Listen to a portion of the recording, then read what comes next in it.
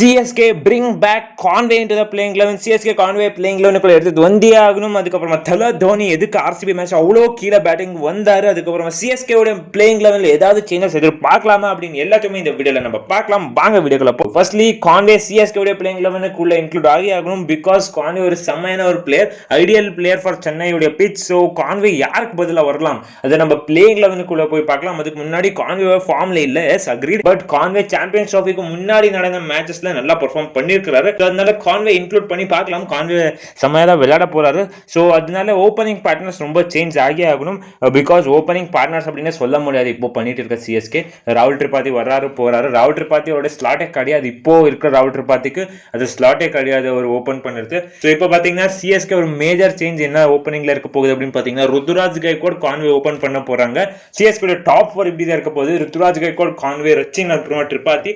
இந்த மாதிரி சேஞ்ச் பண்ணி பார்க்கலாம் CSK. Because Ruturaj Gaikwad and Conway செம்ம பர்ஃபார்மன்ஸ் பண்ணிருக்காங்க. இப்போ சிஎஸ்கே பிளேயிங் லெவனுக்குள்ள போலாம். ஃபர்ஸ்ட்லி சிஎஸ்கே பிளேயிங் லெவன் என்னென்ன சேஞ்சஸ் இருக்க போகுது அப்படின்னு பார்த்தீங்கன்னா, ஃபர்ஸ்ட்லி சாம் கரனுக்கு பதிலாக கான்வே வரணும். அதுக்கப்புறம் தீபக் குட்டாக்கு பதிலாக அன்சுல் கம்போஜ் வரணும். ஸோ சாம் கரன் இவ்வளோ சீக்கிரம் அவரோட குறப்பட முடியாது. பட் சிஎஸ்கே இங்கே ஒரு பேட்டரை மிஸ் பண்ணிக்கிறாங்க, இட்ஸ் கான்வே. ஸோ அதனால கான்வே இன்க்ளூட் பண்ணி ஆகணும். ஸோ சாம் கரனை சாக்ரிஃபைஸ் பண்ணலாம். சாம் கரன்ட்ட வேறு யாருமே இல்லை சாக்ரிஃபைஸ் பண்ணுறதுக்கு.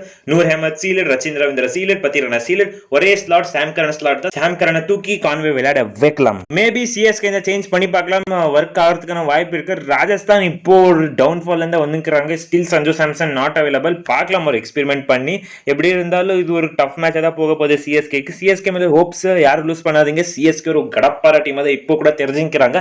லாஸ்ட்லி தல தோனி எதுக்கு அந்த ஆர்சிபி மேட்ச்ல மேல வரல, ஸோ அது யாருக்குமே தெரியாத புதியதாக இருக்க போகுது. பிகாஸ் லாஸ்ட் சீசன் அவருக்கு சொல்லியிருக்கலாம் ஒரு இன்ஜுரி இருந்துச்சு. பட் இந்த சீசன் எது என்ன ஆச்சு அப்படின்னு தெரியல. ஃபுல்லி ஃபிட்டா இருக்காரு, செம்மையான பேட்டிங் விளையாடுற, ஹிட்டிங் கேப்பபிலிட்டி இன்னும் ஃபார் பிஃபோர் இருக்குது. யாருமே அக்ரெசிவா விளையாடவே மாட்டேங்கிறாங்க சிஎஸ்கே டீம்ல. ரச்சின் கொஞ்சம் நல்லா விளையாடினாரு. ரச்சின் பத்தி குறவே சொல்ல முடியாது.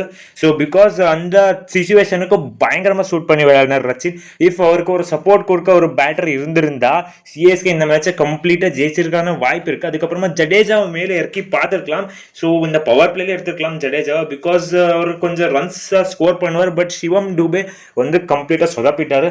ஸோ நிறைய டாட் பால்ஸ் விளையாடுறாரு சிவம் துபே. அவரோட சிச்சுவேஷன் கிடையாது அந்த சிச்சுவேஷன் வந்தது. சிவம் துபேயோட சிச்சுவேஷன் என்ன அப்படின்னு பார்த்தீங்கன்னா, நல்ல டீம் செட்டாக இருக்கணும், அப்போ போட்டு தாக்கி எடுத்துடுவார். அதுதான் சிவம் துபே சிச்சுவேஷன். அங்கே சொல்லதான் இந்த வீடியோ அடுத்த வீடியோ சந்திக்கலாம். அது வரைக்கும் பாய்.